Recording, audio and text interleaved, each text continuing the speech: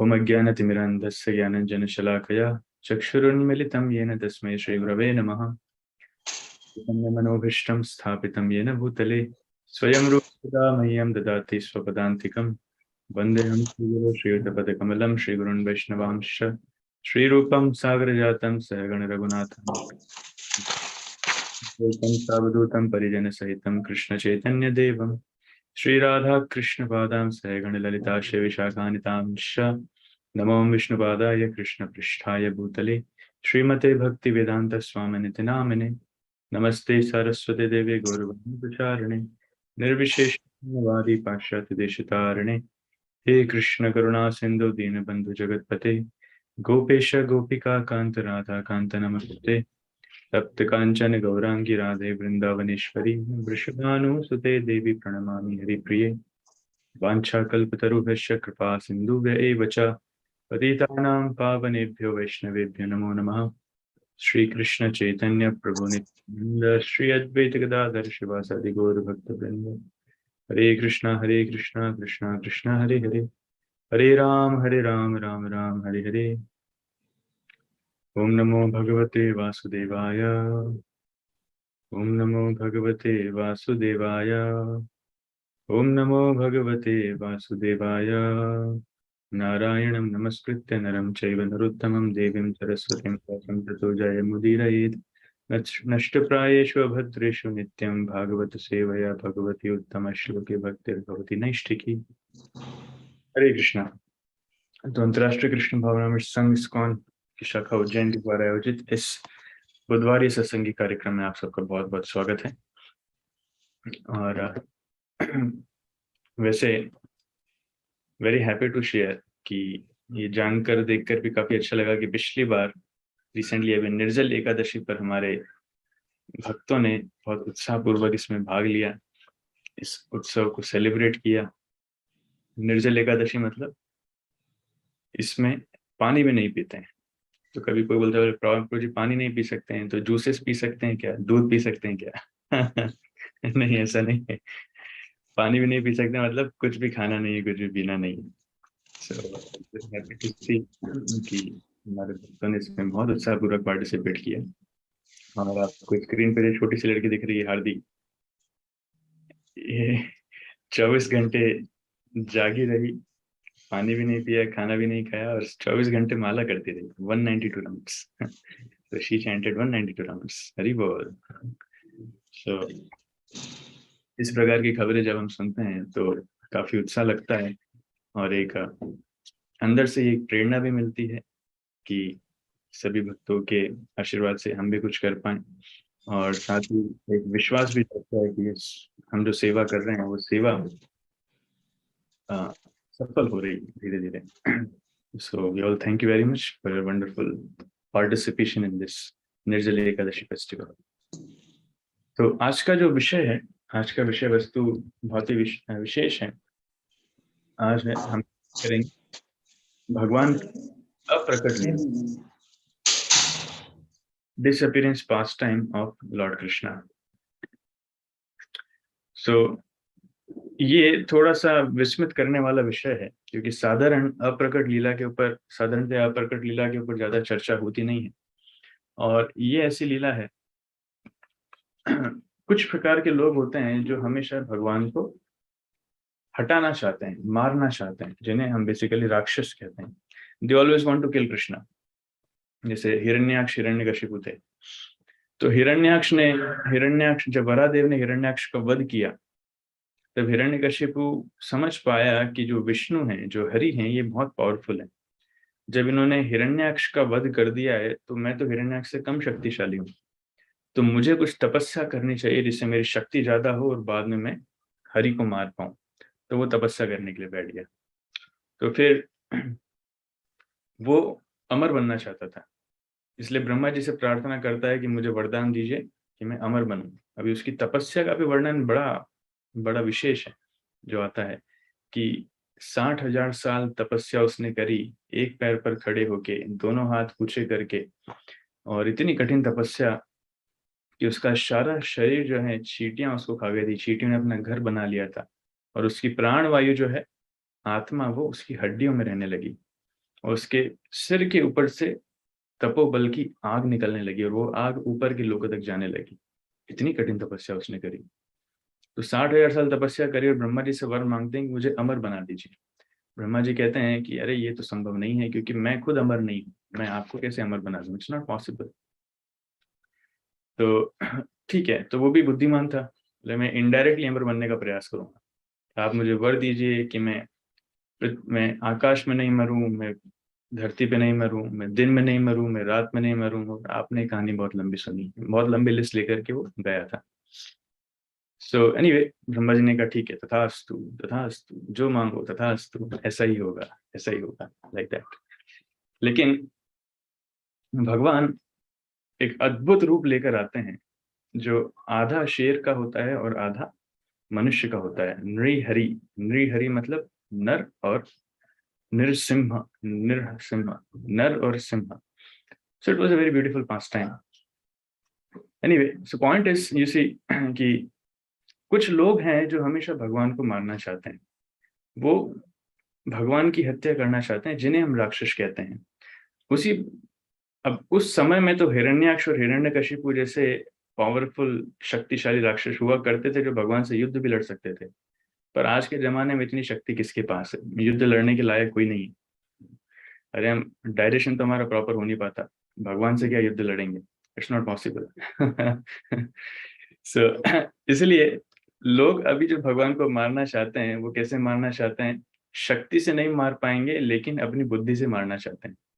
इसलिए वो कुछ किताबें ऐसी लिखेंगे, या फिर कुछ लेक्चर्स ऐसे दे देंगे, या फिर कुछ वीडियोस ऐसे बना देंगे जिसमें बोलेंगे नहीं भगवान नहीं, अगर भगवान होते तो ऐसा नहीं होता, भगवान होते तो इतना दुख कष्ट नहीं होता, सो मेनी थिंग्स।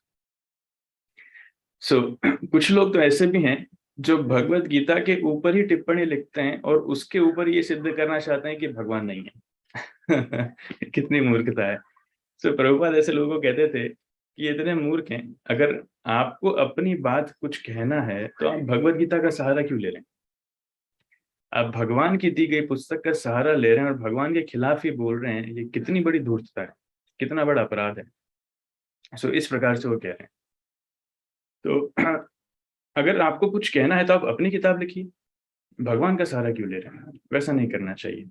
इसलिए ये समझना बहुत जरूरी है कि कैसे हम ये समझें इस बात को। तो अभी के समय में जैसे कुछ साइंटिस्ट हैं, कुछ रिसर्चर्स हैं, कुछ फिलोसोफर्स हैं, हमारी रिसर्च के माध्यम से हम इतनी सारी सृष्टि कर सकते हैं कि हमारी सारी आवश्यकताओं की पूर्ति हम अपने हिसाब से कर सकते हैं। भगवान की जरूरत कहाँ है आजकल के समाज में? तो इस प्रकार के लोगों को ये लीला बड़ी पसंद आती है। जब वो सुनते हैं कि कृष्ण के पैर में तीर लगा और उन्होंने अपना शरीर छोड़ दिया, बोलते हैं देखो ये कैसे भगवान है, भगवान भी तो मरते हैं, भगवान भी तो मर रहे हैं, तो भगवान कैसे?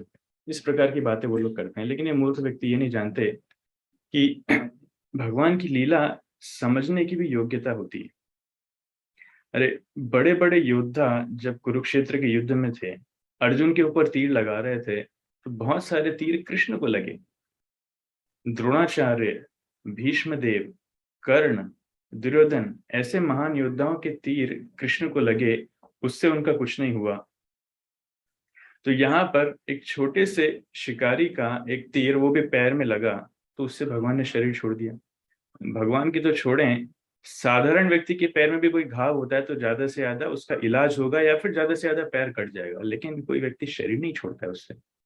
लेकिन भगवान ने अपनी ये लीला करी, इस बहाने से भगवान अप्रकट हुए, तो लोग कहते हैं कि देखो कृष्ण ने भी तो अपना शरीर छोड़ा, तो वो कैसे भगवान हुए? इस प्रकार की बातें सुनने में आती है। तो क्यों भगवान ऐसा करते हैं? भगवान इन प्रकार के लोगों की भी इच्छा पूर्ति करना चाहते हैं। तो हृदम सर्वभूतानाम ज्ञात्वम माम शांतिमृच्छति, कृष्ण कहते हैं कि सभी जीवात्माओं की वो सुहृद हैं, और जिसकी जो इच्छा है भगवान उनकी इच्छा पूर्ति करने के लिए हमेशा कुछ ना कुछ व्यवस्था करते हैं। जैसे कुछ राक्षस प्रवृत्ति के लोग हैं या फिर कुछ बुरी प्रवृत्ति के लोग हैं, उन लोगों को भी जीने के लिए एक समय चाहिए, एक ऐसी परिस्थिति चाहिए जब वो लोग अच्छे से जी पाए। इसलिए भगवान ने किसका निर्माण किया? कलयुग का। ठीक है, आप सब जाइए कलयुग में, आप जितने उत्पात मचाना चाहते हैं, जितनी बुरी चीजें करना चाहते हैं, वहां पे करो, आपस में लड़ो मरो काटो, सब वहां पे करो, लेकिन सतयुग त्रेता युग द्वापर युग को टच नहीं करना। इसलिए हम देखते हैं कि कलयुग में आपको ऐसे ही लोग मिलेंगे, हर जगह बुराई बुराई। कलिर दोष निधि राजन। सो कलयुग क्या है? दोषों का निधि है, दोषों का समुद्र है। क्यों? क्योंकि इस युग में आते ही सारे पापी लोग। फिर कोई प्रश्न पूछता है तो प्रभु जी हम तो अच्छे लोग हैं, हमारे साथ बुरा क्यों हो रहा है? बाबा, इट्स अ बिग क्वेश्चन। हम अच्छे लोग हैं, आप किस प्रकार से बोल सकते हैं हम अच्छे लोग हैं? थोड़ा अपने जीवन के ऊपर झांकिए, कितने अच्छे कार्य आपने किए, कितने बुरे कार्य हमने किए। हमारे पूर्व जन्म को भी हम देखें, कितने अच्छे कार्य हमने किए, कितने बुरे कार्य किए। भगवान के नियम में कभी कोई समस्या हो ही नहीं सकती। जो अच्छा व्यक्ति है वो कलयुग में जन्म नहीं लेगा। अगर जन्म लेगा तो भक्त के रूप में जन्म लेगा। कलयुग में अगर कोई अच्छा है तो भक्त अच्छे हैं। साधारण व्यक्ति जो पापी हैं, कितनी समस्या है कलयुग में। इस चैप्टर में भी हम देखेंगे, इस अध्याय में भी हम देखेंगे कितनी समस्याएं। It's so difficult. इसलिए भगवान की प्रकट लीला, अप्रकट लीला या फिर जन्म और मृत्यु को समझना ये साधारण बात नहीं है। कृष्ण गीता में कहते हैं, जन्म कर्म च मे दिव्यम एवं यो वेत्ति तत्त्वतः त्यक्त्वा देहम पुनर्जन्म नैति मामेति सो अर्जुन। भगवान कह रहे हैं कि अगर कोई व्यक्ति मेरे जन्म कर्म इन सबको तत्वतः जान ले तो इतना जानने से ही एक व्यक्ति मुक्त बन जाएगा, उसको इस भौतिक जगत में दोबारा नहीं आना पड़ेगा। तो भगवान की ये जन्म की लीला, प्रकट होने की लीला, अप्रकट होने की लीला, जितनी लीलाएं इस बीच दौरान में भगवान यहाँ पर करते हैं, ये साधारण नहीं है, ये दिव्य है। उदाहरण आता है, कैसे समझें भगवान के जन्म और भगवान के अप्रकट को। जैसे श्रील प्रभुपाद जी उदाहरण देते हैं कि सूर्य सूर्य ईस्ट से उगता है और वेस्ट में डूबता है।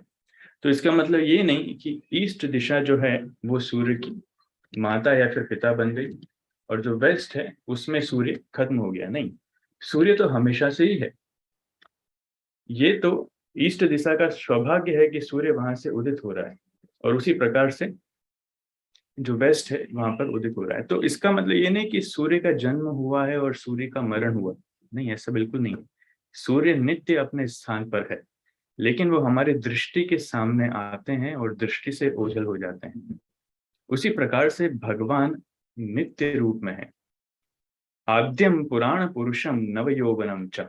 भगवान की परिभाषा कही जाती है कि भगवान सृष्टि के भी पहले से हैं। पुराण पुरुषम, उनका कभी जन्म नहीं होता, वो सनातन है, लेकिन दिखने में नव यौवनम च। तो इस भौतिक जगत में जब लीला करने के लिए भगवान आते हैं, तो जैसे सूर्य ईस्ट से उगता है, ऐसे भगवान किसी न किसी को अपने माता पिता के रूप में लेकर के आते हैं।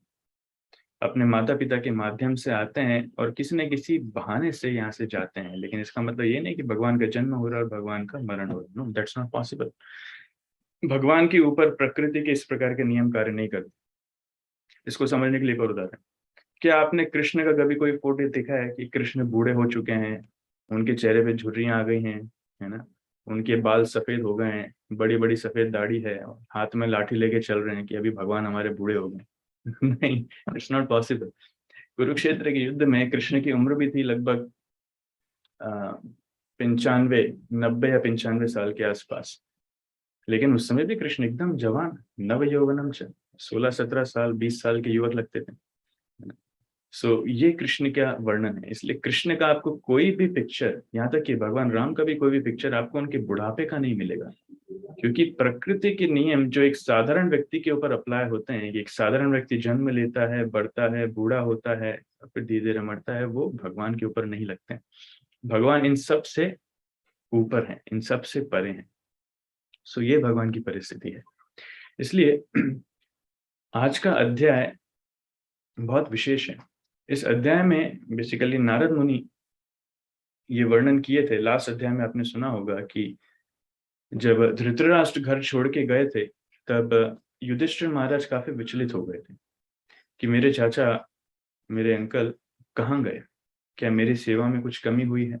इस प्रकार से उनके मन में भावना आ रही थी। वो अपने आप को दोष दे रहे थे कि मैं उनका ध्यान नहीं रख पाया। तो नारद मुनि वहां पर आकर बताते हैं, 50वें नंबर के श्लोक में बताते हैं कि कैसे अभी भगवान के आने का सारा सारा उद्देश्य यहाँ पर पूर्ण हो चुका है। भगवान अभी जाने वाले हैं इस पृथ्वी से। तो नारद मुनि इंडिकेशन युधिष्ठिर महाराज को देते हैं। लेकिन आप लोगों को यहाँ पर जब तक कृष्ण यहाँ पर हैं तब तक रुकना चाहिए। और उसके बाद बताते हैं कि धृतराष्ट्र भी अभी चले गए हैं, वो तपस्या करने चले गए हैं। और बाद में पूरा वर्णन आपने सुना था श्रीपद कपिल मुनि प्रभु से कि कैसे धृतराष्ट्र अपने शरीर में आग लगा लेते हैं और गांधारी भी सहमरण सती स्वीकार करती है वहां पर। एनीवेज, तो काफी समय बीत जाता है।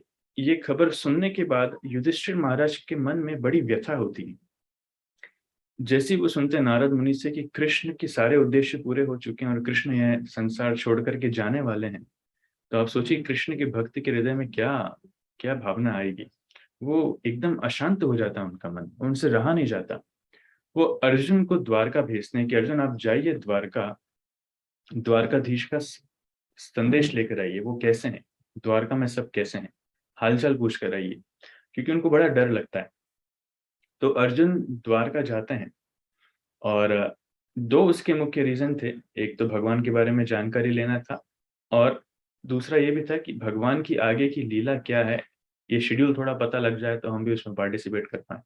जैसे हम भक्त लोग कभी कभी शेड्यूल मांगते होंगे, प्रभु जी आगे क्या क्या फेस्टिवल आने वाले हैं, शेड्यूल बता दीजिए, तो हम लोग उज्जैन उस हिसाब से आएंगे, प्लान करेंगे।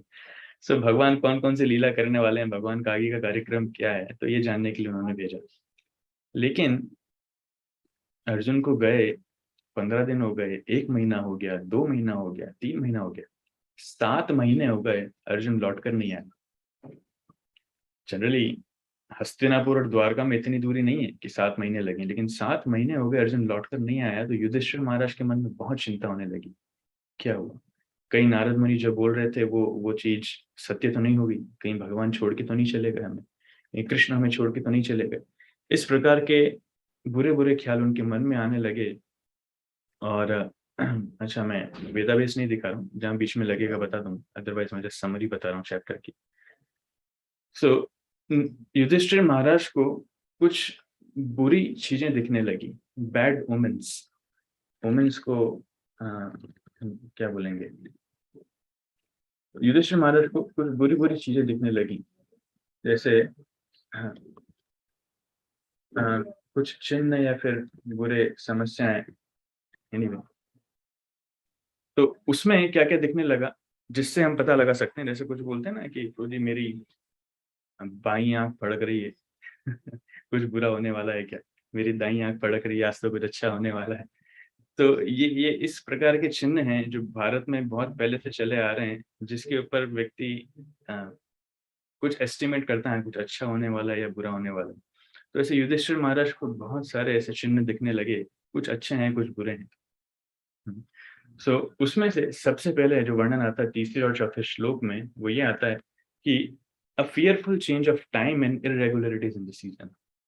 समय में और जो सीजन्स हैं, जो मौसम है, उसमें बहुत इरेगुलरिटीज हैं। गर्मी का अपना समय है, गर्मी के बाद बारिश आएगी, उसका अपना समय है, बारिश के बाद ठंड आएगी, उसका अपना समय है।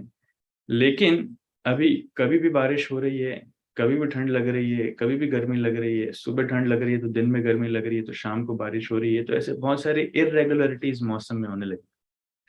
किसी ने ऑब्जर्व किया है कि ये सब ये कलयुग में बहुत होता है आजकल क्यों, क्योंकि कलयुग में समस्याएं हर जगह हैं। लेकिन पहले पहले के युगों में ये सब नहीं होता था, तो उस समय ये सब होने लगा। तो ये सारी चीजें देखकर युधिष्ठिर महाराज सोचने पड़े कुछ समस्या है, ये बुरे लक्षण है, बुरे लक्षण है जो हमें दिखाई दे रहे हैं। तो इसलिए जब भी सीजन ऐसे चेंजेस दिखा है, जो मौसम में ऐसे परिवर्तन होने लगे हैं जो समय के अनुसार नहीं है, तो हमें समझ जाना चाहिए कि ये अच्छा लक्षण नहीं है। दूसरा लक्षण बताते हैं कि लोग जो हैं बहुत ज्यादा लालची हो गए हैं, धोखेबाज हो गए हैं, और अपना धन अर्जन करने के लिए, परिवार संभालने के लिए गलत गलत तरीके अपना रहे हैं, चोरी कर रहे हैं, डकैती डाल रहे हैं, और जितने गलत तरीके हैं वो सब अपना रहे हैं। तो पहले के समय में साधारणतया ये नहीं होता था, लोग बहुत अच्छे तरीके से अपना धन अर्जन करते थे। लेकिन ये सारी चीजें युधिष्ठिर महाराज को वहां पर दिखने लगी। इसलिए भक्तों के साथ अगर हम भक्ति में आगे बढ़ना चाहते हैं, हमारा जीवन सुधारना चाहते हैं, तो हमें प्रयास करना चाहिए कि हमारे जीवन निर्वाह के लिए हम कभी भी कोई गलत तरीका ना अपनाएं। जो सही तरीका है, धार्मिक तरीका है, वही हम अपनाएं। धोखेबाजी, लालच, ये सब नहीं करना चाहिए। श्रील प्रभुपाद जी तात्पर्य में लिखते हैं कि लालच ऐसी चीज है मैं आपको दिखाता हूँ। श्रील प्रभुपाद जी बहुत सुंदर तरीके से लिखते हैं तात्पर्य में कि लालच ऐसी चीज है कि उस व्यक्ति को संसार की हर वस्तु भी दे दी जाए, लेकिन फिर भी वो कभी संतुष्ट नहीं होगा। In the conditioned state, the living entity is not satisfied even if he actually becomes the lord of all that he surveys. उसको पूरी पृथ्वी का स्वामी भी बना दिया जाए, लेकिन तब भी वो संतुष्ट नहीं होगा। उसके बाद भी वो कुछ ना कुछ धोखेबाजी करेगा, अपने अपने रिश्तेदारों को, अपने मित्रों को, समाज को कुछ ना कुछ धोखे से वो चीट करना चाहेगा, उनका बुरा करना चाहेगा। तो ये स्वभाव है, ये कलयुग में लोगों का स्वभाव है। लालच लालच की कोई सीमा नहीं है। गांधी जी का भी इसमें कोटेशन था, आपने सुना होगा कि इस पृथ्वी पर सबकी आवश्यकताओं के लिए पर्याप्त है, लेकिन एक व्यक्ति की भी लालच के लिए पर्याप्त नहीं है। तो लालच की कोई सीमा नहीं है। उदाहरण के रूप में मान लीजिए सड़क पर एक अनाज की बोरी रख दी जाए, तो एक छोटी सी चिड़िया आएगी, उसको जितना चाहिए वो अपनी चोंच में लेकर के उड़ जाएगी, खा करके उड़ जाएगी। गिलहरी आएगी, उसको जितना चाहिए थोड़ी देर वहां पे खा करके चली जाएगी, isn't it? हाथी आएगा, उसको भी जितना चाहिए उतना खा करके चला जाएगा। लेकिन एक मनुष्य आएगा तो क्या करेगा? वो खाएगा नहीं, वो उसको उठा करके लेके चला जाएगा।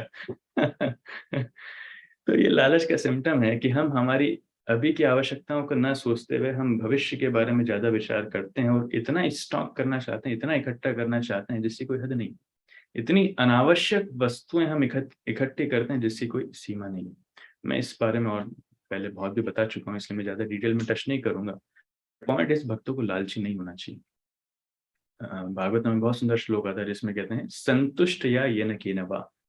हर परिस्थिति में जो परिस्थिति भगवान ने हमें दी है उस परिस्थिति में संतुष्ट रहने का प्रयास करना चाहिए। इस प्रयास से हम भगवान की कृपा को आकर्षित कर सकते हैं। जो संतुष्ट नहीं है वो भगवान की कृपा को आकर्षित कभी नहीं कर सकता। जो असंतुष्ट है इसका मतलब उसके मन में कहीं ना कहीं लालच है। अदरवाइज जिसके मन में लालच नहीं है वो तो गरीबी में भी संतुष्ट हो सकता है। लेकिन हम देखते हैं कि बड़े बड़े अमीर व्यक्ति है ना, हम मंदिर में भी एनालाइज करते हैं कि भगवान को डोनेशन कौन देता है? जो अमीर व्यक्ति हैं, जो बहुत ज्यादा अमीर व्यक्ति हैं, कई बार वो एक भी रुपया डोनेशन नहीं देते हैं। लेकिन जो मिडिल क्लास फैमिली वाले हैं, जो जैसे तैसे अपनी आवश्यकताओं को पूर्ति कर रहे हैं, वो लोग बड़े दिल से डोनेशन देते हैं। और जो गरीब है उनके घर तो हमेशा खुले रहते हैं, आप आइए प्रभु जी कभी भी हमारे घर में, यथा योग्य जितना सामर्थ्य है वो पैसा भी देंगे, सेवा भी देंगे, सब कुछ करेंगे। तो ये बड़ा कॉन्ट्रास्ट है। जिसके पास धन है वो देना नहीं चाहता, जिसके पास नहीं है वो सब कुछ सेवा करना चाहता है। एनीवेज, सो लालच नहीं होना चाहिए। तीसरा सिम्टम उनको जो दिखा कि dealings were filled with dissipation and friendship mixed with cheating.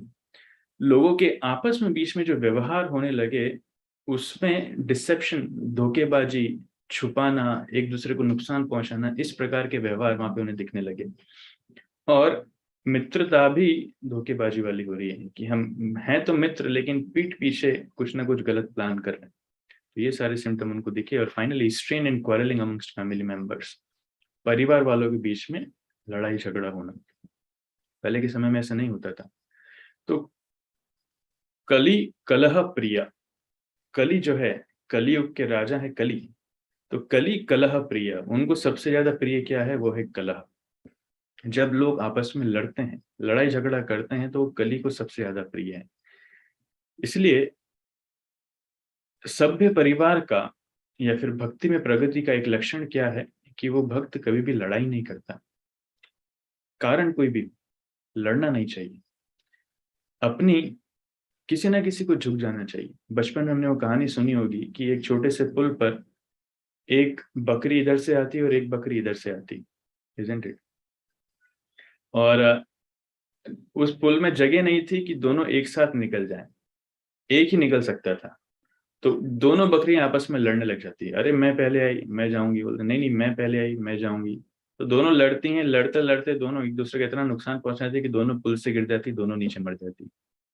उसके विपरीत दूसरे केस में एक बकरी नीचे झुक जाती है और दूसरी बकरी उसके ऊपर से लांग करके चली जाती, फिर पहली वाली भी चली जाती। isn't it? So it's very simple।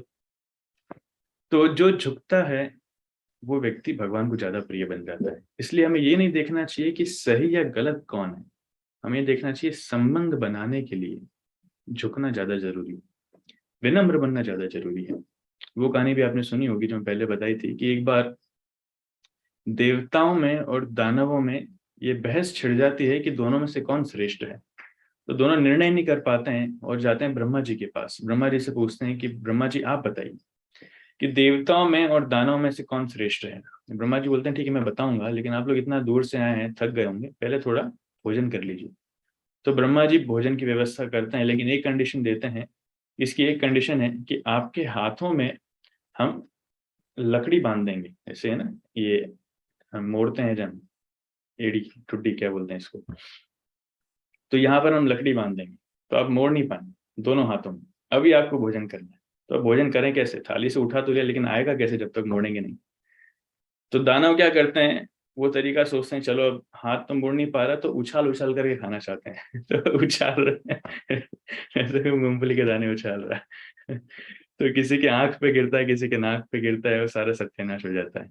लेकिन देवता लोग क्या करते हैं, थाली में उठाते हैं, खुद नहीं खा पाएंगे, लेकिन आमने सामने बैठकर दूसरे को खिलाते हैं, आप खाइए, और वो इसको खिला रहा है, आप खाइए, सिंपल।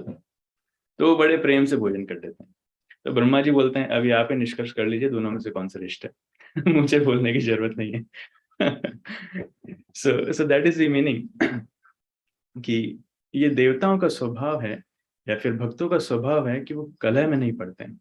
गलती किसी भी की हो, वो झुकने के लिए हमेशा तैयार है। जैसे श्रील रूप गोस्वामी, श्रील सनातन गोस्वामी वृंदावन में थे, तो उनका पांडित्य, उनकी भक्ति के कारण वो बहुत विख्यात हो चुके थे। उस समय एक व्यक्ति आया जो अपने आप को बड़ा पंडित समझता था। तो पूरे भारत में बहुत सारे पंडितों को हरा कर आ चुका था, और यहाँ पर उसने सुना था कि रूप गोस्वामी बड़े विद्वान हैं। अगर उनको मैं हरा दूं तो मेरी पूरे भारत में ख्याति फैल जाएगी कि मैं सबसे बड़ा पंडित हूँ, पंडित या फिर विद्वान। तो वो आते हैं रूप गोस्वामी के पास, बोले मैं आपको चुनौती देता हूँ, आप मेरे साथ शास्त्रार्थ कीजिए। रूप गोस्वामी बोलते हैं नहीं भाई, आप बहुत बड़े व्यक्ति हैं, मेरे पास ज्यादा ज्ञान नहीं है, मैं शास्त्रार्थ करने की क्षमता नहीं। तो बोले ठीक है, आप तो लेटर साइन करके दे दीजिए, सर्टिफिकेट साइन करके कि आप हार गए। बोले लाओ अभी साइन कर देते हैं। वो साइन करके दे देते हैं, जाओ। बोले कौन इनके साथ टाइम वेस्ट करेगा तो वो लेटर लेकर खुशी खुशी जाते हैं, देखो मैंने रूप गोस्वामी को हरा दिया, रूप गोस्वामी को हरा दिया। अभी रूप गोस्वामी को वो चिंता नहीं है कि लोग मेरे बारे में क्या सोचेंगे, बट वो इस प्रकार की फालतू चीजों में अपना समय व्यर्थ नहीं गंवाना चाहते हैं। तो जीव गोस्वामी जो उनके अंडर में काम करते थे, रूप गोस्वामी के अंडर, जो उनके पास खबर गई कि रूप गोस्वामी को हरा दिया, बोले तो संभव ही नहीं। तो उन्होंने उस व्यक्ति से मिले, बोले हाँ देखिए रूप गोस्वामी ने स्वयं साइन करके दिया है। बोले रूप गोस्वामी की बात छोड़ दो, आप मेरे साथ शास्त्रार्थ कर दो, पहले मुझे हरा के बताओ, बाद में मेरे गुरु जो है रूप गोस्वामी, उनके बारे में बात करेंगे।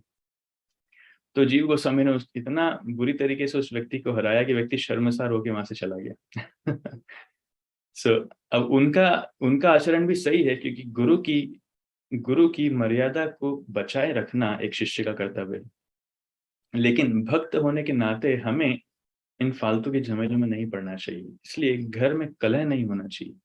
सभी गृहस्थों को ध्यान रखना चाहिए कि घर में कलह ना हो।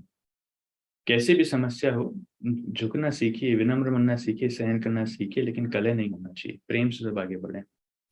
तो युधिष्ठिर महाराज को इस प्रकार से ये लक्षण दिखने लगे और उनके मन में चिंता बढ़ने लगी, और उन्हें स्मरण आने लगा कि नारद मुनि ये सारी चीजें हमें बता के गए थे, तो कुछ ना कुछ बुरा समय आने वाला है।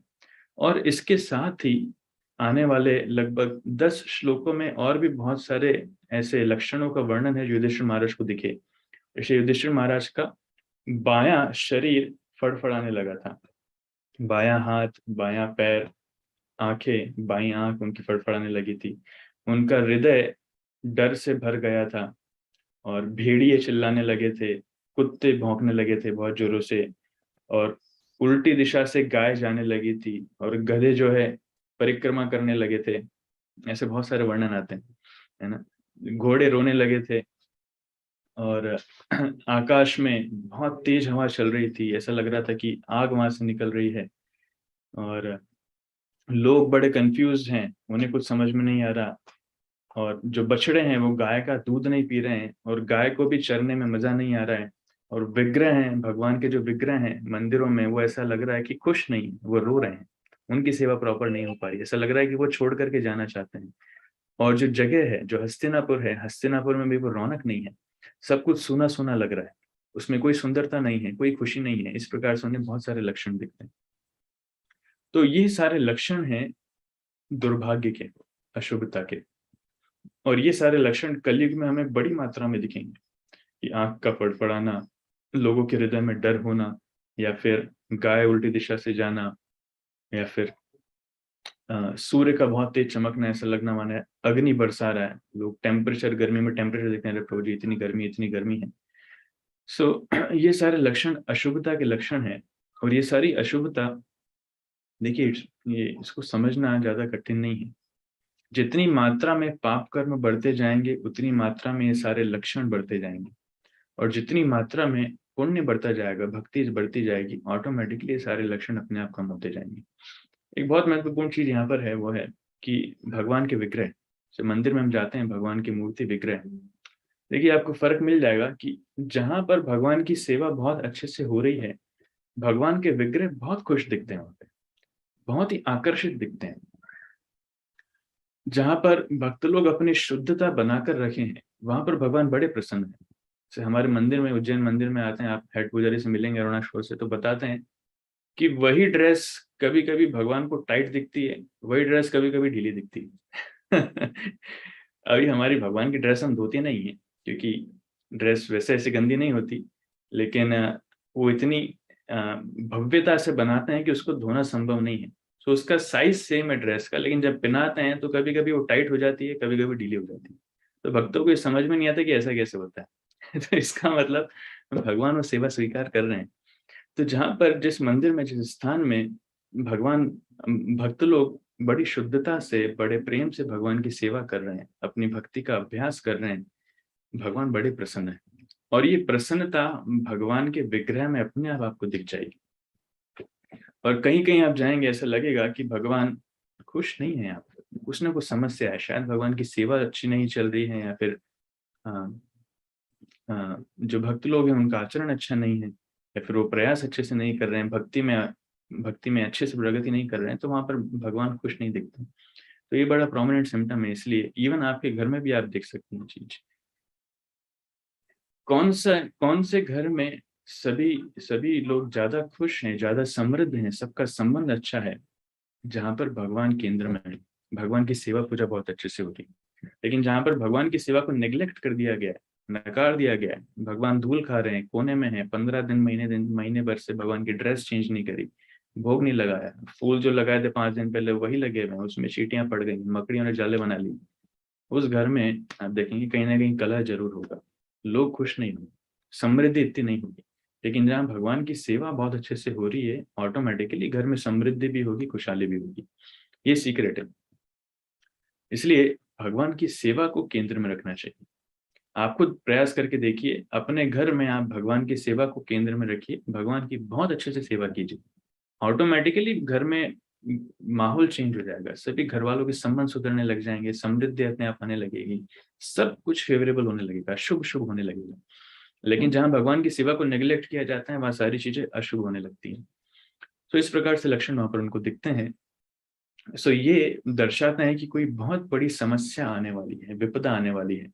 इसमें एक और डिटेल वर्णन आता है जो आगे आप भागवतम में देखेंगे, तीसरे स्कंद में, कि जब हिरण्यकशिपु का जन्म हो रहा था, उस समय भी लगभग इसी प्रकार के लक्षण दिखे थे। बहुत तेज आंधी तूफान चल रहा था, बादल उस समय गड़गड़ा रहे थे, बारिश हो रही थी, अंधेरा छा गया था, कुत्ते भौंक रहे थे, और जितने लक्षण आपको इधर दिख रहे हैं, यही लक्षण, इससे ज्यादा लक्षण वहां पर थे। क्यों? क्योंकि ये हिरण्याक्ष और हिरण्यकशिपु इतने बड़े राक्षस थे, जब वो प्रकट हुए तो सृष्टि में ऐसे बड़े बड़े सिम्टम आ गए। इसलिए कलयुग में हम देखते हैं कि आए दिन कोई ना कोई बुरा व्यक्ति आता रहता है। इसलिए कभी भी बारिश हो जाती है, कभी भी सूर्य तेज हो जाता है, कभी भी ठंड आ जाती है, कुछ तो भी होता रहता है। कुत्ते तो कभी कभी भी भौंकते में मिल जाएंगे। सो तो भक्त होने के नाते ये हमारा कर्तव्य है कि एटलीस्ट हम हमारे व्यक्तिगत जीवन में ऐसा कुछ ना करें जिससे कारण ये समस्या है। हम बड़े अच्छे से भगवान की भक्ति करें, और साथ ही साथ हम इतना प्रयास करें, इतना प्रचार करें, जितने लोगों को हम भगवान की भक्ति के नजदीक ला सकते हैं, भगवान के नजदीक लेकर के जा सकते हैं, उतनी मात्रा में हम ये वास्तविक सेवा समाशी करें। ये प्रयास भक्तों को करना चाहिए। तो युधिष्ठिर महाराज इन लक्षणों के ऊपर जब विचार कर रहे थे, उसी समय अर्जुन वहां पर प्रवेश करते हैं। और अर्जुन जो है इस बार पहले की तरह बहुत उत्साहित नहीं है। अर्जुन बड़े दुखी हैं और डिजेक्टेड, डिजेक्टेड मतलब उत्साह विहीन दिख रहे हैं। कभी उनको ऐसा देखा नहीं, सिर झुकाकर नीचे धीरे धीरे प्रवेश कर रहे हैं और उनकी आंखों से आंसू गिर रहे हैं। तो ये जब अर्जुन को इस प्रकार आते हुए युधिष्ठिर महाराज देखते हैं, कभी जीवन में अर्जुन को इस प्रकार देखा नहीं, तो वो बड़े चिंतित हो जाते हैं। उनके मन में जो डर था वो डर अभी और बढ़ने लग जाता है कि कहीं मैं जो सोच रहा हूँ वो सही तो नहीं हो गया। लेकिन युधिष्ठिर महाराज डायरेक्टली कृष्ण के बारे में नहीं पूछते हैं। युधिष्ठिर महाराज सबसे पहले दूसरों के बारे में पूछते हैं, अर्जुन क्या हो गया, तुम ऐसे क्यों आ रहे हो, क्या सारे यदुवंशी ठीक हैं, खुश हैं, क्या राजा शूरसेन हमारे अंकल, क्या वसुदेव वो खुश हैं। इस प्रकार से युधिष्ठिर महाराज पूछते हैं, क्या वसुदेव की पत्नियां, उनके बेटे, उनकी संतानें, उनके पौत्र वो सब ठीक हैं, क्या उग्रसेन, हृदय, कृतवर्मा, अक्रूर और बहुत सारे नाम लेते हैं वो सब ठीक हैं, क्या प्रद्युम्न, अनिरुद्ध वो ठीक हैं, क्या भगवान कृष्ण, उनके भगवान कृष्ण के जो बेटे हैं वो सब ठीक हैं, क्या उद्धव ठीक है, क्या नंद सुनंद ठीक है, क्या सुखदेव ठीक है। ऐसे लाइन से श्लोक हैं बहुत सारे। तो युधिष्ठिर महाराज सभी व्यक्तियों के बारे में पूछते हैं और फाइनली भगवान के बारे में भी आते हैं, लेकिन डायरेक्टली वो प्रश्न पूछने में उनको डर लग रहा है कि कहीं अर्जुन ने बोल दिया भगवान कृष्ण चले गए तो युधिष्ठिर महाराज पूरी तरीके से टूट जाएंगे। युधिष्ठिर महाराज पूछते हैं, भगवान अपि गोविंदो ब्रह्मण्यो भक्तवत्सलः कच्चित् पुरे समर्थ सधर्मायाम सुखम आस्ते सुहृद्व्रता। जब भगवान के विषय में बात आती है तो वो पूछते हैं कि वो भगवान, भगवान अपि गोविंदो, जो सबकी इंद्रियों को आनंद प्रदान करते हैं, जो गायों को आनंद प्रदान करते हैं, ब्रह्मण्यो भक्त वत्सलः, जो अपने भक्त के वत्सल हैं, जो ब्राह्मणों के वत्सल हैं, कच्चित पूरे सौधर्मायाम, जो सौधर्म सभा की का यश बढ़ाते हैं, जो उसका आस्वादन करते हैं, सुखम आस्ते सुहृद्व्रता, क्या वो सुख से तो है। तो युधिष्ठिर महाराज के मन में चिंता तो है, लेकिन वो पूछते हैं कि भगवान ठीक तो है भगवान जो भक्त वत्सल हैं, जो ब्राह्मणों के वत्सल हैं, जो गोविंद हैं, क्या वो ठीक है, क्या वो सुखी हैं। फिर कृष्ण और बलराम जो द्वारका में विराजित हैं, जो पूरे संसार का संरक्षण करते हैं, क्या वो वैसे ही वैकुंठ में जैसे निवास करते हैं, आनंद लेते हैं, क्या वैसे ही आनंद ले रहे हैं। क्या सभी लोग भगवान के चरण कमलों की सेवा कर रही हैं, क्या भगवान की रानियां सत्यभामा, रुक्मणी, जितनी रानियां हैं, क्या सब भगवान की सेवा अच्छे से कर रही हैं। तो तुम्हें क्या हुआ अर्जुन, तुम बोल क्यों नहीं रहे, तुम क्यों ऐसे रो रहे हो, तुम बता क्यों नहीं रहे हो। फिर पूछते हैं, क्या अर्जुन तुम्हारी तबीयत ठीक है, तुम्हारे तुम्हारे शरीर का रंग चला गया, क्या तुम ठीक तो हो तो युधिष्ठिर महाराज प्रश्न पे प्रश्न पूछे जा रहे हैं और अर्जुन कुछ नहीं बोल रहे हैं, वो साइलेंट हैं, वो नीचे झुककर सिर्फ रो रहे हैं, रो रहे हैं, रो रहे हैं। क्या किसी ने तुम्हारा तिरस्कार कर दिया है, क्या किसी ने तुम्हारा अपमान किया है। क्या किसी ने तुम्हें अ, अमित्रता से व्यवहार किया है, या फिर क्या तुम किसी, अगर तुमने किसी को दान देने का वचन किया है कि आप दान नहीं दे पाए इसलिए आप दुखी हैं, या फिर आप किसी ब्राह्मण, बच्चे, गाय या स्त्री या किसी बीमार की सुरक्षा नहीं कर पाए, क्योंकि आपका धर्म है सुरक्षा करना, आप उस सुरक्षा में फेल हो गए, क्या इसलिए आप दुखी हैं। क्या किसी ने आपको हरा दिया इसलिए आप दुखी हैं। क्या बिना वरिष्ठों और बच्चों को भोजन कराए आपने पहले भोजन कर लिया इसलिए आप दुखी हैं। अभी युधिष्ठिर महाराज बड़े बड़े विस्मित करने वाले प्रश्न पूछने लगे। क्या आपने ऐसा कोई जघन्य अपराध कर दिया है जो दंडनीय है, जो जिस क्षमा योग्य नहीं है इसलिए आप दुखी हैं। इस प्रकार वो प्रश्न पूछते हैं। तो यहाँ से सीखने को हमें मिलता है कि देखिए वो सभ्यता कितनी अच्छी थी। भले ही युधिष्ठिर महाराज, पांडव, अर्जुन ये सब राजाओं की श्रेणी में आते हैं, लेकिन वो वृद्धों को और बालकों को पहले भोजन कराए बिना कोई भोजन नहीं करते थे। इसलिए घर में ध्यान देना चाहिए, सबसे पहले खाना किसको देना चाहिए, ऑफ कोर्स भगवान को भोग लगाने के बाद जो घर में वृद्ध हैं उनको देना चाहिए, और जो बच्चे हैं उनको देना चाहिए, बाद में बाकी घर वालों को देना चाहिए। इसलिए जब हम प्रोग्राम करते हैं तो प्रोग्राम में भी सबसे पहले प्रसाद वृद्धों को और बच्चों को देना चाहिए। लेकिन हमारे बच्चे बहुत ज्यादा उत्साहित हैं, वो सेवा करना पसंद करते हैं, वो भोजन बाद में लेना पसंद करते हैं। That's a different thing. उसी प्रकार से युधिष्ठिर महाराज कहते हैं कि क्या आप सुरक्षा करने में विचलित हो गए, मतलब ब्राह्मणों की, बच्चों की, गायों की सुरक्षा करना आपका धर्म है, लेकिन कहीं ऐसा हुआ कि आप सुरक्षा नहीं कर पाए। हालांकि इसका एक्चुअली ये जो चैप्टर है इस अध्याय में this is from the point of view of Yudhishthira Maharaj. Yudhishthira Maharaj के परिप्रेक्ष्य में चैप्टर लिखा गया है कि उनके मन में क्या चिंतन है। यही चीज आपको बाद में और डिटेल में मिलेगी कि वास्तव में हुआ क्या था। ये 10वें स्कंद में आएगा कि भगवान कृष्ण ने कैसे अपना शरीर छोड़ा। तो कैसे अपना शरीर छोड़ा हम उस बारे में बात नहीं कर रहे हैं, लेकिन भगवान शरीर नहीं छोड़ा, वैसे कैसे भगवान अप्रकट हुए। लेकिन यहाँ पर हम जो बात कर रहे हैं कि कैसे युधिष्ठिर महाराज ने भगवान की अप्रकट लीला को देखा, सहन किया, सुना, और क्या क्या घटनाएं उस समय उस परिप्रेक्ष्य में वहां पर हुई। सुरक्षा देना ये एक व्यक्ति की जिम्मेदारी है कि हमें हमेशा ब्राह्मणों को, भक्तों को, बच्चों को, गायों को, स्त्रियों को और बीमारों को सुरक्षा देना चाहिए। विशेषकर जो क्षत्रिय हैं, जो राजा हैं, उनका ये कर्तव्य है। कभी भी सभ्यता हमें इनके ऊपर अत्याचार करने के लिए या फिर इनको दंडित करने के लिए नहीं कहती। स्त्रियों के लिए, बच्चों के लिए कोई दंड नहीं होता, गायों के लिए कोई दंड नहीं होता, उनका हमेशा संरक्षण करना चाहिए। ऐसे वृद्धों के लिए, ब्राह्मणों के लिए और जो बीमार हैं उनके लिए दंड नहीं होता। लेकिन आजकल की दंड प्रणाली, जो नियम है, वो बड़े विचलित करने वाले हैं कि सालों साल लग जाते हैं, लेकिन निर्धारण नहीं होता है। मैं एक बहुत बड़े व्यक्ति से मिला था, उन्होंने जब भी 2-3 बार मिला, 2-3 बार उन्होंने एक शायरी जरूर कही। वो कहते हैं कि पैसे के आगे बिके है हर कानून, पैसे के आगे बिके हैं हर कानून, अब तो किसी जुर्म की सजा ही नहीं। तो अभी की जो परिस्थिति है, ये तय कर पाना बड़ा मुश्किल है कि कानून जो सजा दे रहा है वो सजा वास्तविकता में सही है कि नहीं है। कहीं ऐसा तो नहीं किसी ने रिश्वत खा करके सजा चेंज कर ली, क्योंकि आजकल, लेकिन पहले युधिष्ठिर महाराज के समय ऐसा नहीं होता था, क्योंकि राजाओं का कर्तव्य था कि जो सजा है वो उपयुक्त होनी चाहिए, जो जो गुनहगार है वो भी उपयुक्त होना चाहिए। गलती से भी किसी को, गलत निर्दोष को सजा नहीं मिलनी चाहिए, और विशेषकर सुरक्षा तो हमेशा प्रदान करना चाहिए। और charity, did you fail to give charity that you promised, जो वचन आपने दिया है, कहीं वो दान देने में आप असक्षम तो नहीं हुए।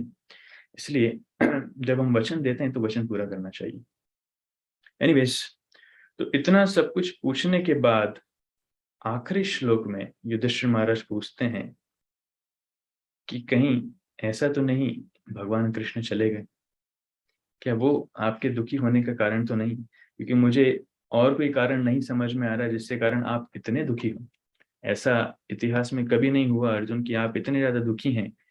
कृष्ण ठीक तो हैं, कहीं ऐसा तो नहीं कि कृष्ण के जाने के बाद जो आपके परम मित्र हैं, आप बहुत ही अकेला महसूस कर रहे हैं। इस प्रकार से ये आखिरी श्लोक बोलकर ये अध्याय यहाँ पर खत्म होता है।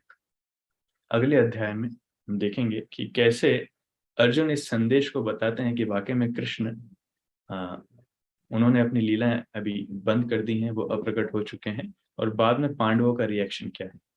तो यहाँ पर ये अध्याय खत्म होता है, लेकिन एक कनेक्टेड स्टोरी में आपको अभी बता देता हूँ। देखिए, बड़ा सुंदर वर्णन आता है, 10वें स्कंद में इसका वर्णन आता है कि जब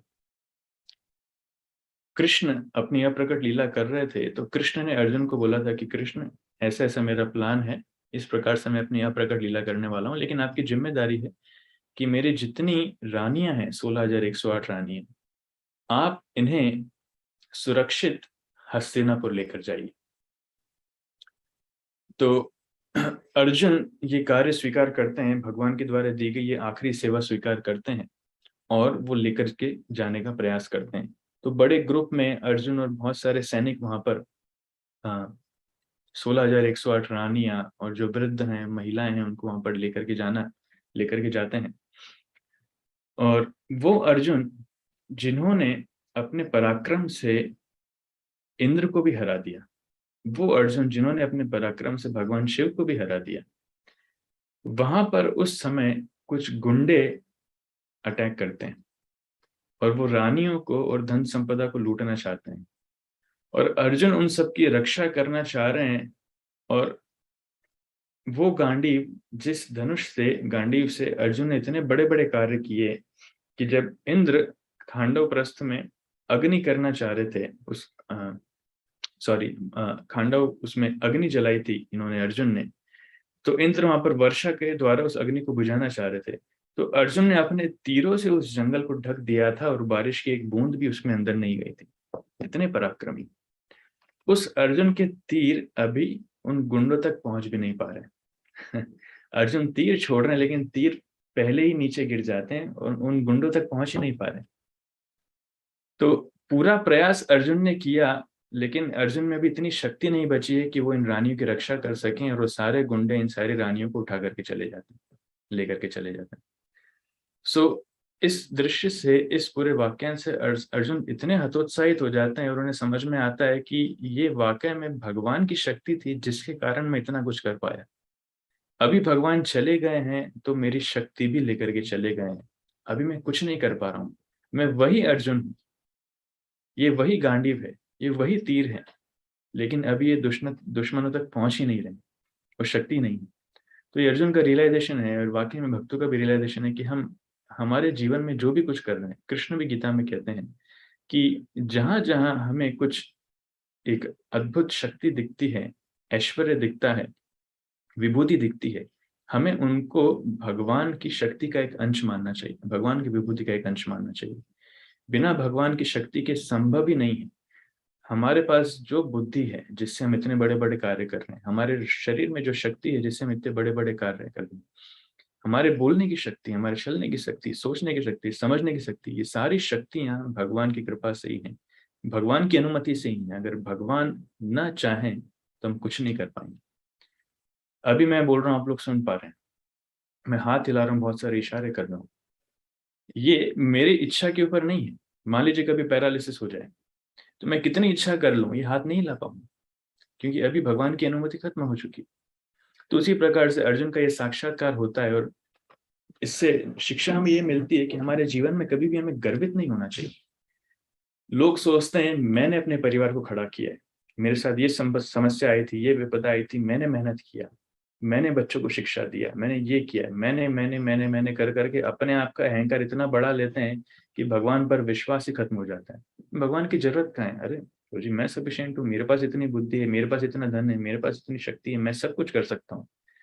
अरे बाबा, जब तक भगवान की अनुमति ना हो कुछ नहीं कर सकते हैं। ऐसे कितने ही बड़े बड़े लोग आए, बड़े बड़े लोग गए, जिन्होंने मैं कर करके अपना जीवन गंवा दिया।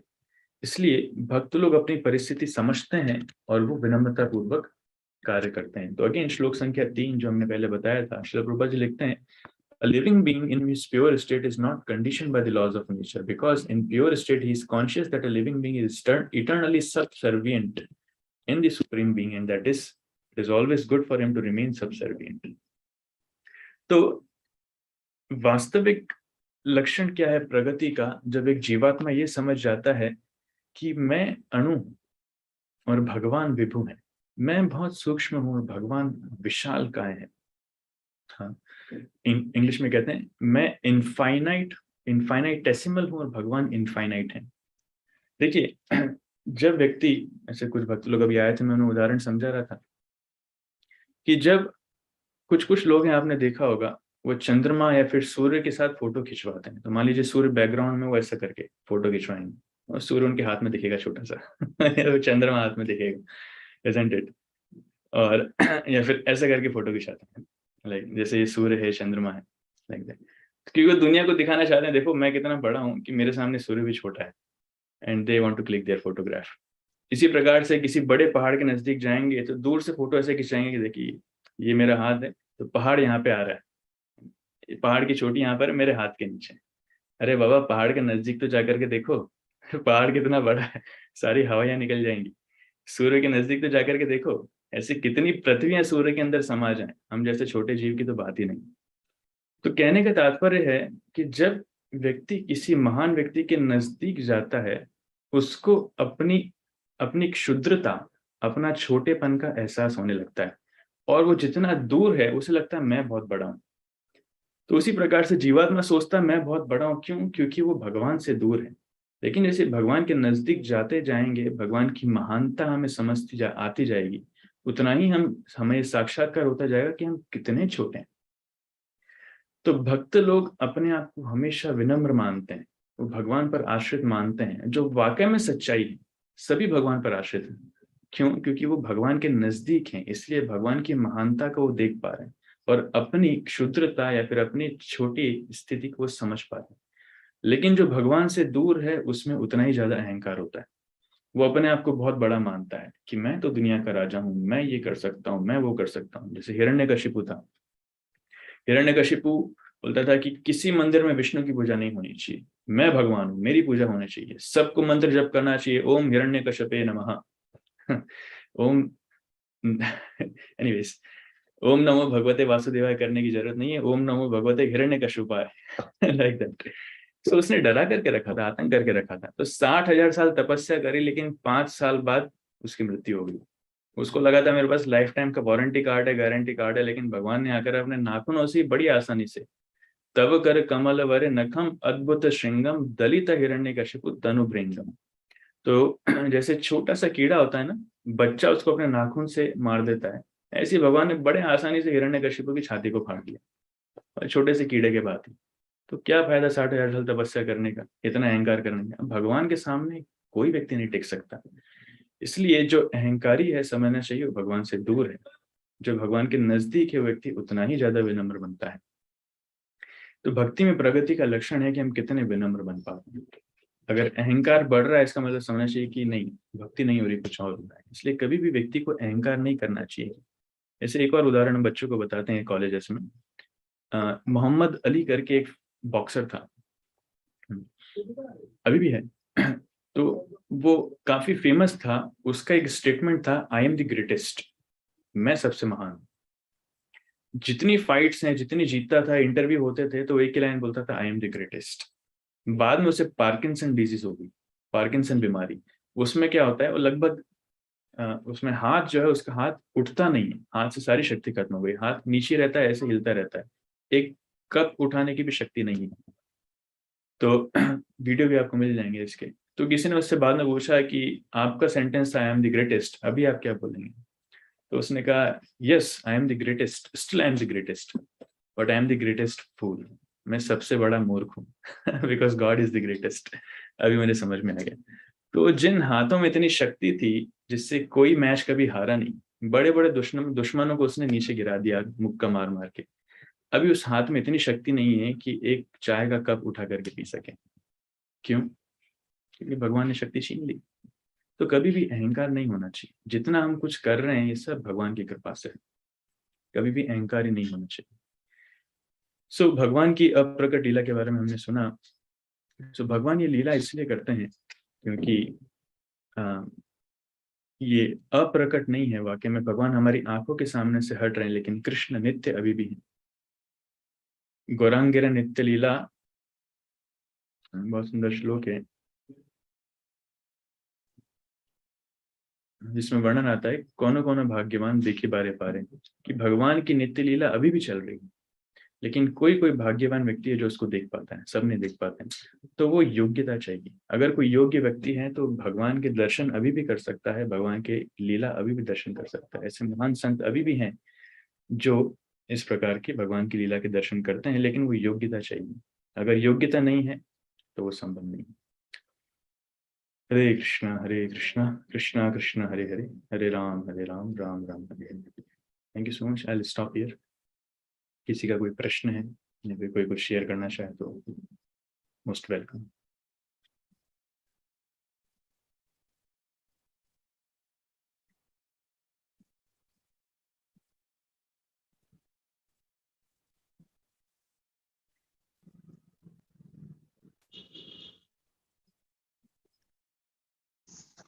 गुरु जी लास्ट वाला फिर से बता देंगे जो बोला आपने?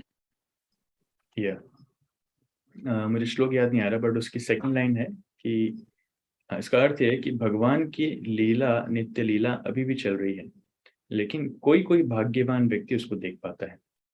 तो ऐसा हमें नहीं समझना चाहिए कि भगवान नहीं है, भगवान चले गए हैं, भगवान की मृत्यु हो गई है। नहीं, ये चीज सही नहीं है। भगवान नित्य है, भगवान शाश्वत है। और भक्ति के द्वारा जिसने शक्ति प्राप्त की है, ऐसे कोई कोई भाग्यवान जीव वो भगवान की नित्य लीला अभी भी दर्शन कर पाते हैं। सबके लिए संभव नहीं।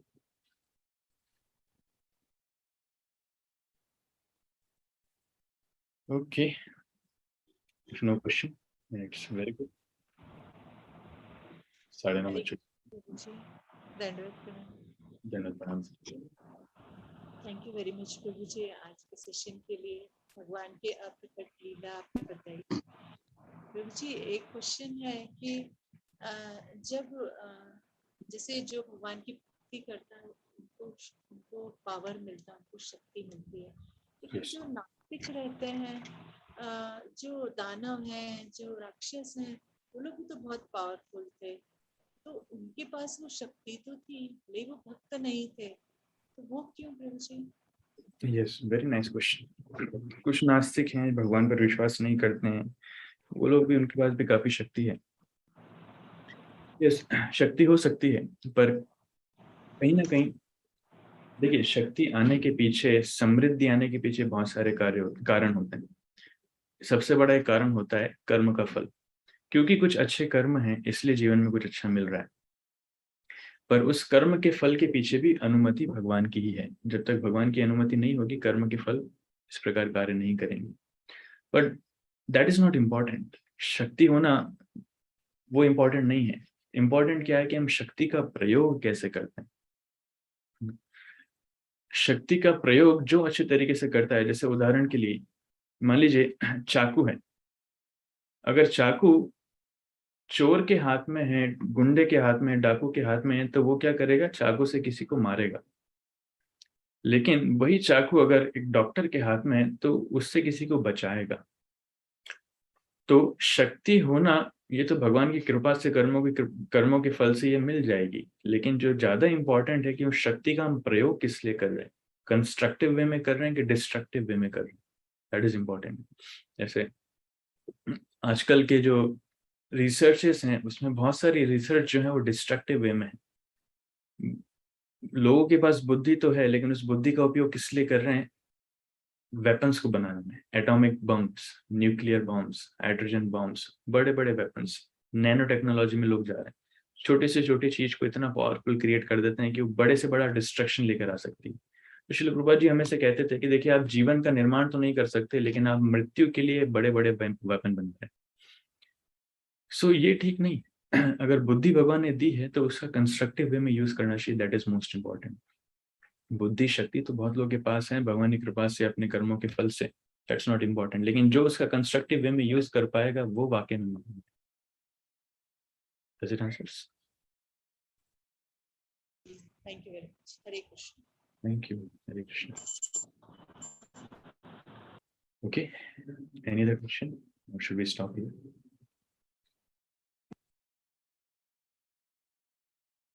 Good. Thank you so much. समझ सहन करने के लिए बहुत बहुत धन्यवाद। हरे कृष्ण। श्रील प्रभुपाद की जय। श्रीमद् भागवतम की जय। संवेद गौर भक्त